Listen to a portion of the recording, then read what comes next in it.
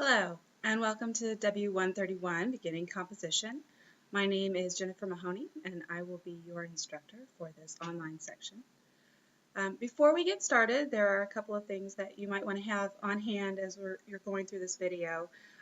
First off, you probably want to have a copy of the syllabus available to you, and also the assignment sheet for the one-page writes, which is in the assignment sheets folder of on-course resources. We'll be discussing both of those documents, so it would probably be best if you have some access to them so that you can follow along a little more easily. Also, before we get too deep into discussion about the course, I want to emphasize a point about online courses in particular. If you are taking W131 online because you believe it'll be easier or will involve less writing, you're making a mistake. If anything, the online version of this course is actually more involved. It takes more time. You will be doing significantly more writing than you would be doing in a face-to-face section. Every communication that we do in the online section is written. So I will be seeing a lot of your writing. It takes more time to write a message than it does to simply speak it, which is one of the reasons I'm doing a video for the orientation rather than try to write it all out and make you read everything. It's just faster to speak. So if you're doing this as some kind of time-saving effort, this is probably not the way you want to go. So do think very carefully about your decision to take 131 as an online course. And if you still think that this is going to work for you, great, but don't make the mistake of thinking it's going to save you time or be easier in some way, because it really is not. All right, so on to the introductions. First off, as I said, my name is Jennifer Mahoney, and you can address me in our communications as Jennifer if you're comfortable with that. Otherwise, Mrs. Mahoney is appropriate as well. This is my 11th year teaching college English. I taught at University of Indianapolis before coming to IUPUI in 2001.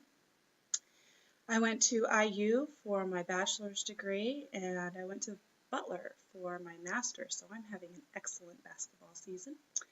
And after I graduated with my degrees, I worked as a professional writer. I was in the marketing department. I also worked in training and in technical support. So I've actually written out in the workplace, and I can tell you that a lot of what we're going to be doing in the class is relevant. Once you leave college, you will still be using many of the skills that you're going to attain in W131. So that's always exciting for me to let students know that what they're learning has practical relevance. So we need to discuss the syllabus. It's right here. And I don't want to read through the whole thing. I assume that you are all capable of reading at this point, but there are a few things that I should highlight. At the top is all of the contact information. I'm not in my office a great deal, but I am in the University Writing Center a lot. I'm an assistant to the director of the Writing Center, so if you are looking for me in person, the Writing Center is usually a good place to look. You can start with my office, which is in Kavanaugh, and then the Writing Center, which is in the basement of Kavanaugh Hall. Is also a good place to try to find me. I check my email religiously way too often, so if you have something that you really need to get in touch with me about, email is usually a very good way to get a hold of me. I do ask that you give me about 24 to 36 hours to get back to you, but I am pretty good about responding quickly. You can also try my office phone, and if I'm not in my office, which I probably won't be, you're welcome to leave a voicemail. I'll return it as soon as I can. Next on this first page of the syllabus is our course description and the course goals. I'll let you read through those. We do have two books for this section. The first one is our rhetoric, and that is the Allen and Bacon Guide to Writing.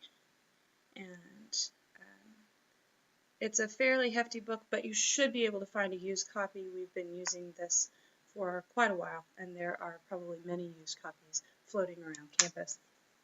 You'll probably also find it on Amazon, as you can find this one on Amazon as well. This is Generation Me by Jean Twenge. Yes, it's pronounced Twenge. I don't know why.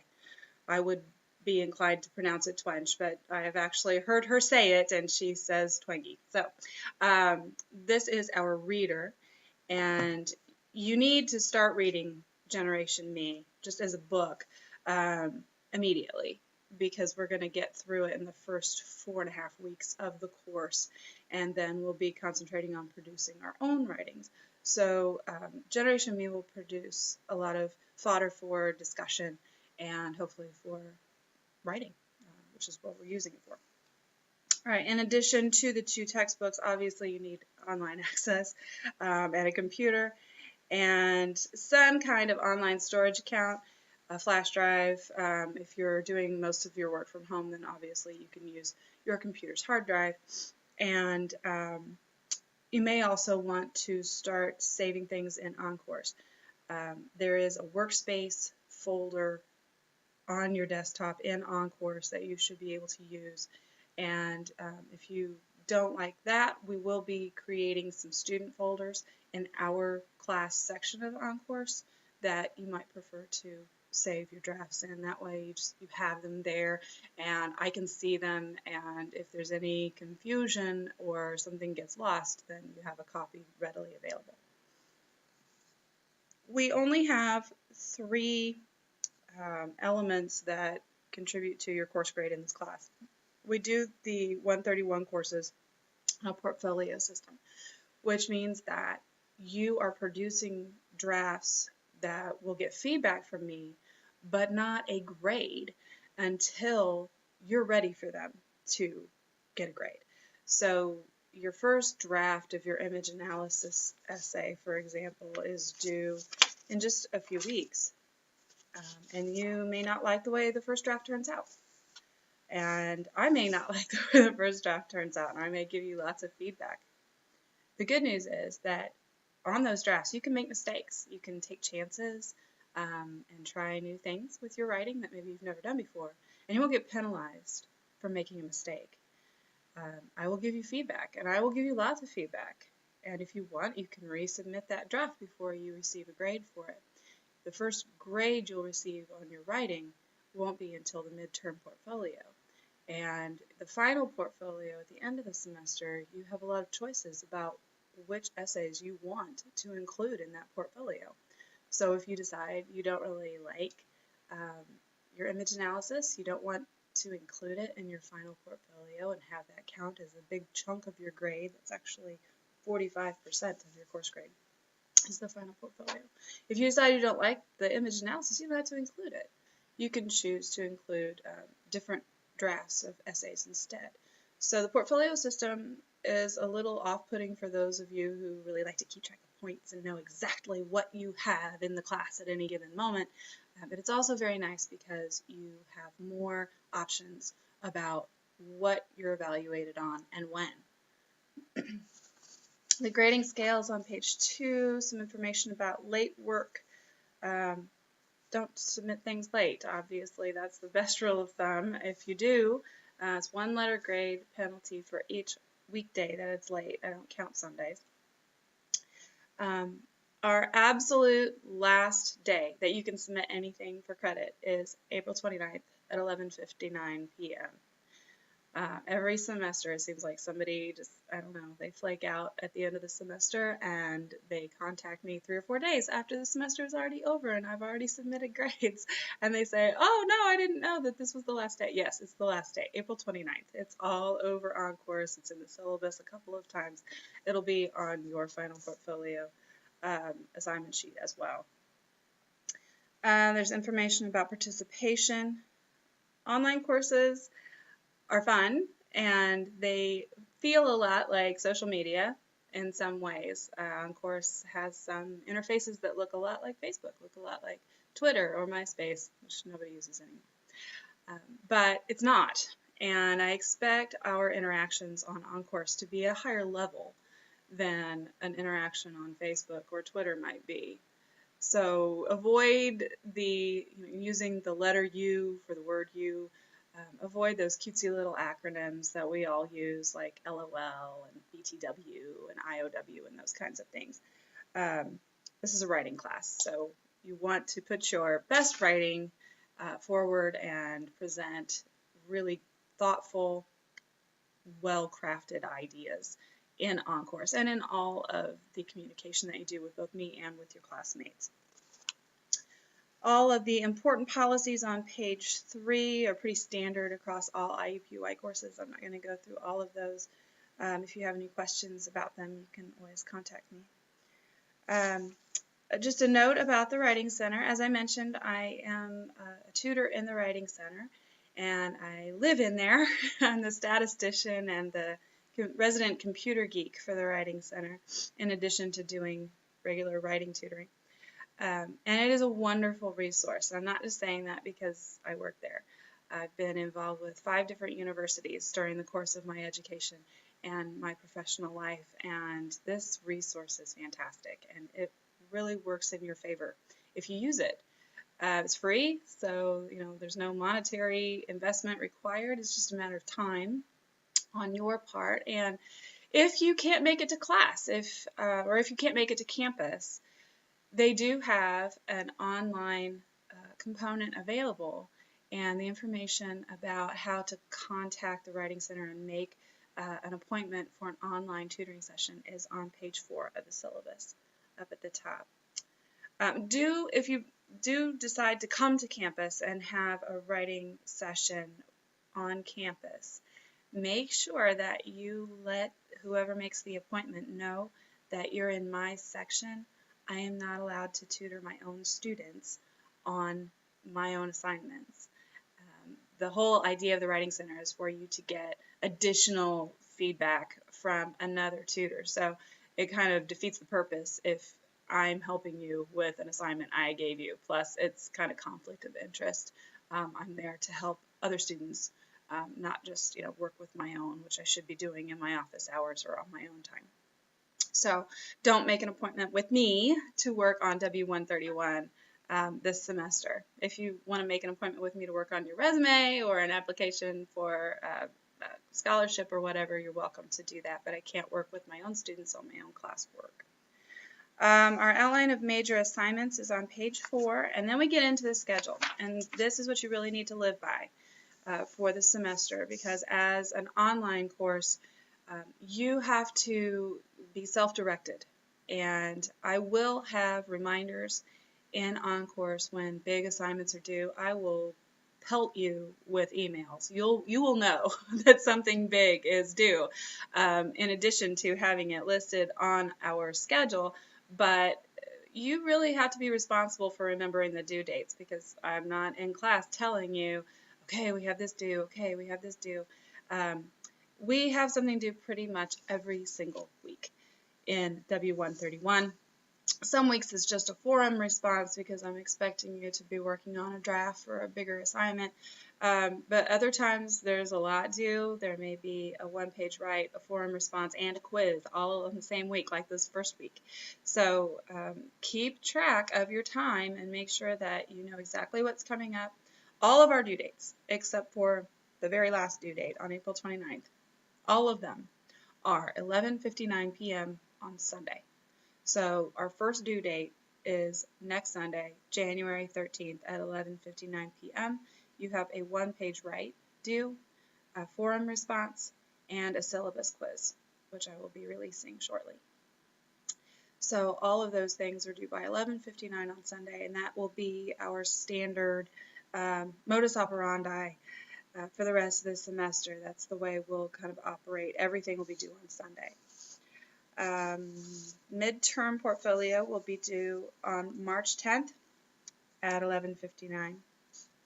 And our final drop dead due date for everything, again, is April 29th at 11:59. And that is actually, I believe, a Monday. So that's the one weird due date. Everything else is Sunday. If you have any questions about things that are due, if you need an extension, you have really extenuating circumstances, I don't give extensions willy-nilly. You have to have a really good reason to get an extension. But if you have some desperate need, you're welcome to email me and let me know. All right, so that's the syllabus, and it is available in the syllabus section of OnCourse. Now we need to talk about OnCourse itself. I have kind of a love-hate relationship with OnCourse. Been using it for 11 years now, and it's definitely improved over the first few years that I was using it, but it is quirky, and sometimes it doesn't work. And if you are up against a deadline and OnCourse is not working, that can be a real problem. Now, I did have a couple of instances last semester where OnCourse just crashed. I couldn't get in. None of my students could get in online or face-to-face classes. Everybody on campus knew that there was a problem, including UITS. And in those cases, I will just give extensions to the entire class, and I had to do that once or twice last semester. But if it's just you and your internet connection, I don't have any way of knowing that that is actually what's going on. So unless UITS announces that there's an OnCourse problem, connectivity issues are not a good excuse for turning in work late. So the bottom line is much better to go ahead and submit things, well ahead of that 11:59 Sunday deadline than to wait until 11:55 and then find out that your connectivity is down for whatever reason.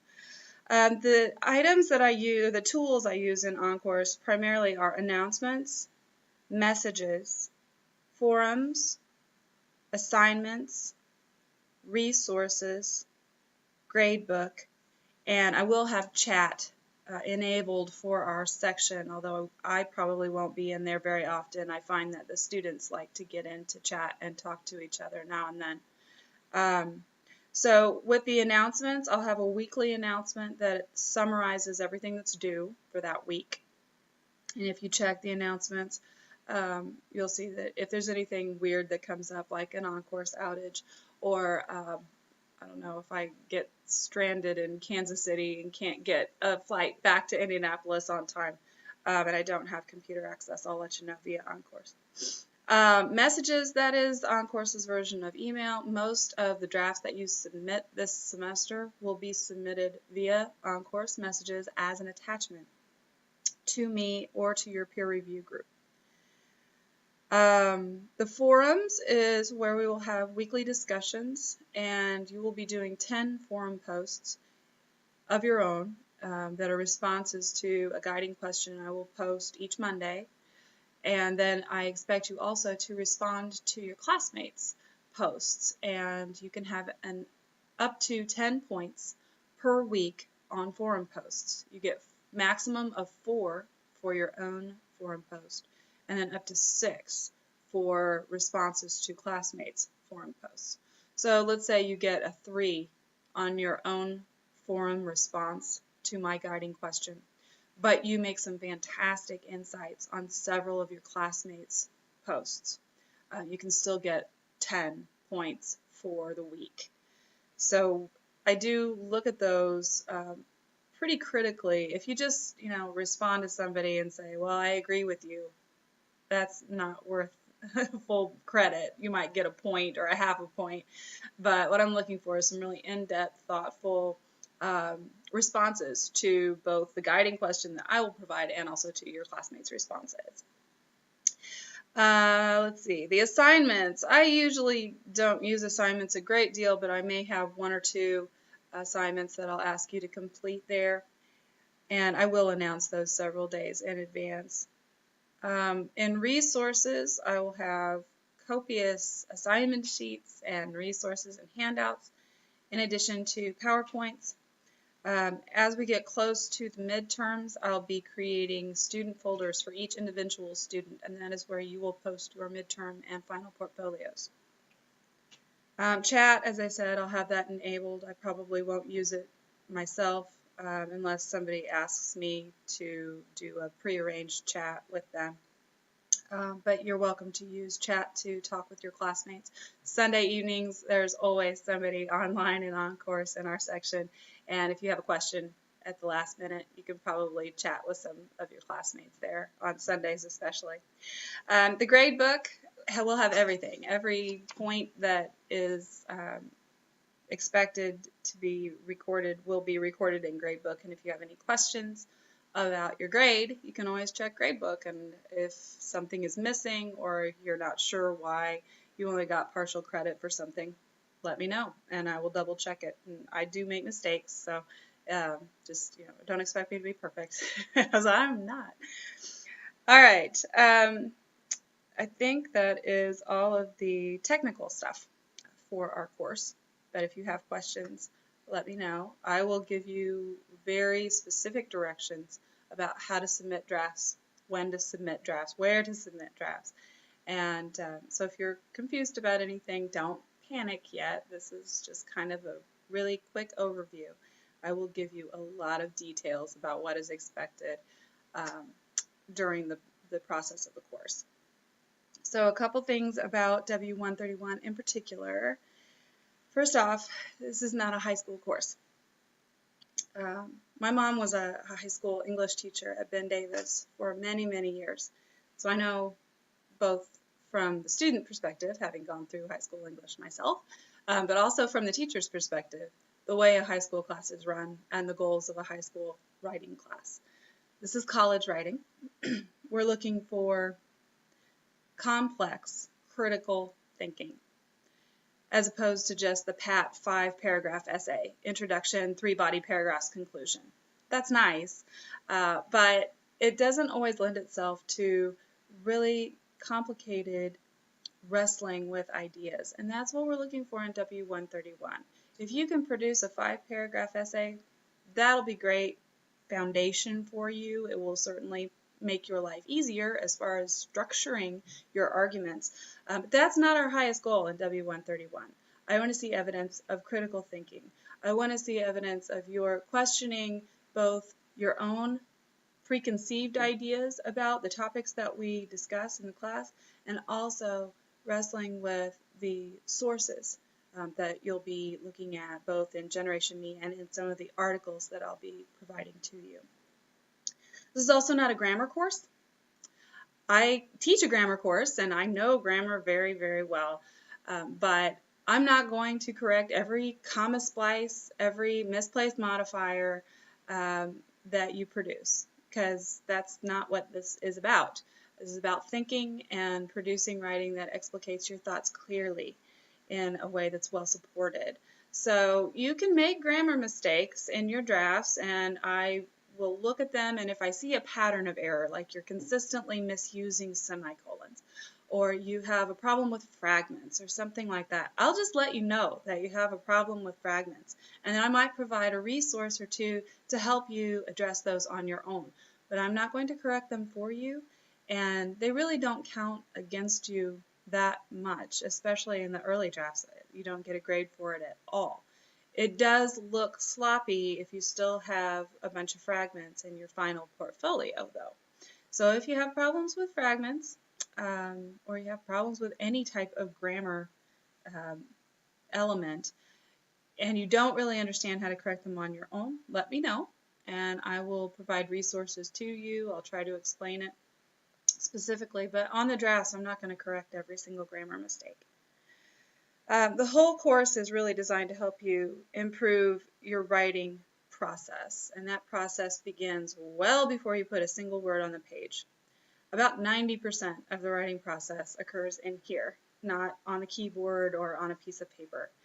And you can continue to revise what you put down on the paper ad infinitum. I will continue to give you lots and lots of feedback, as many drafts as you want to submit to me. I'm very excited about helping students take that rough draft and turn it into something that's really fabulous.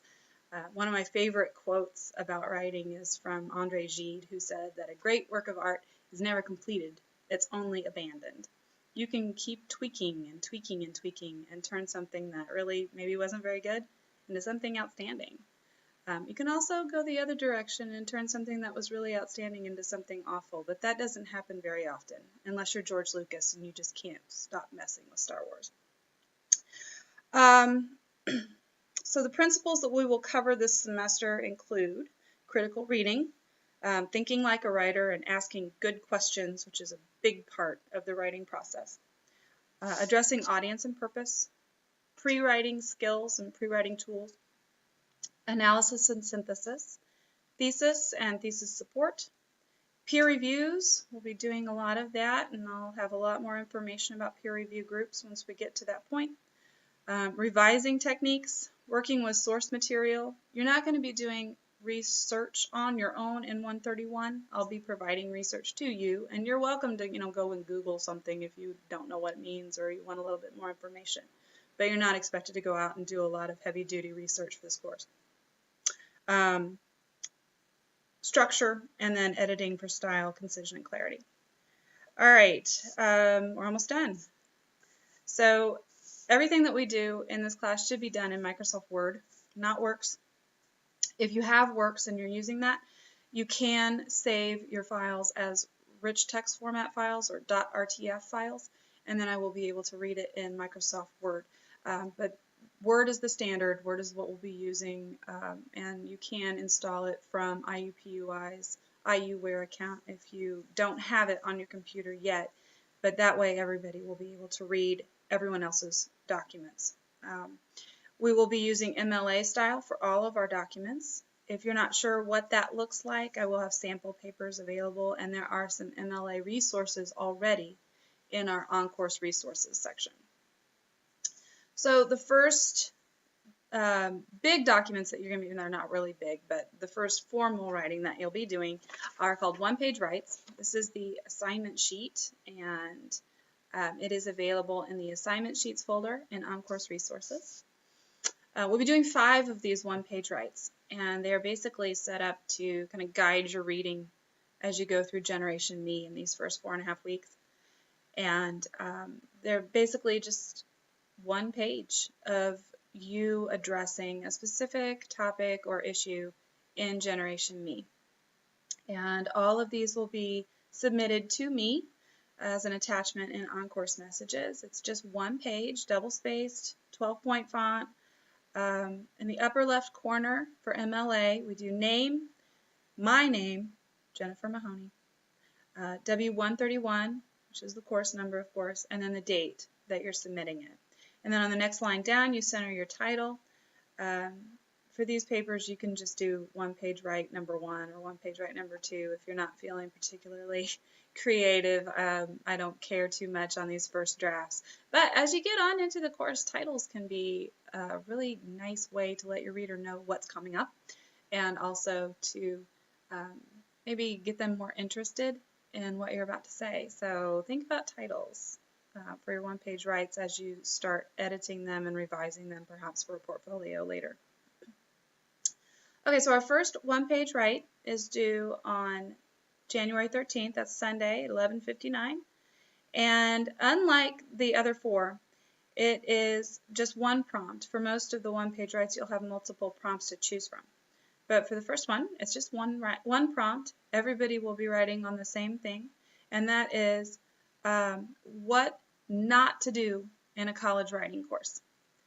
And it is based off of a video that is one of my favorites. It's a SpongeBob video, actually. And I have 2 young children, so I've seen every episode of SpongeBob. And this particular one has SpongeBob writing an essay for his boating class. Because everybody writes essays for boating class or driving class. Anyway, the link to the video is available in the assignment sheet, which is in on-course resources. And if you want to watch that, it's pretty short and it's kind of cute. And I always want to help him. I want to teach him how to write an essay, and he's really trying very hard, as many of you will as well this semester. And so I look forward to meeting all of you virtually, maybe even face-to-face, some of you, if you come to my office hours or come into the Writing Center. And if you need to get a hold of me, email, give me a call, come find me. I'm always in Kavanaugh Hall. And I will look forward to interacting with all of you online and hopefully getting to know you more during the semester. If you have questions, let me know sooner rather than later. Thanks, and very best of luck to you in W131.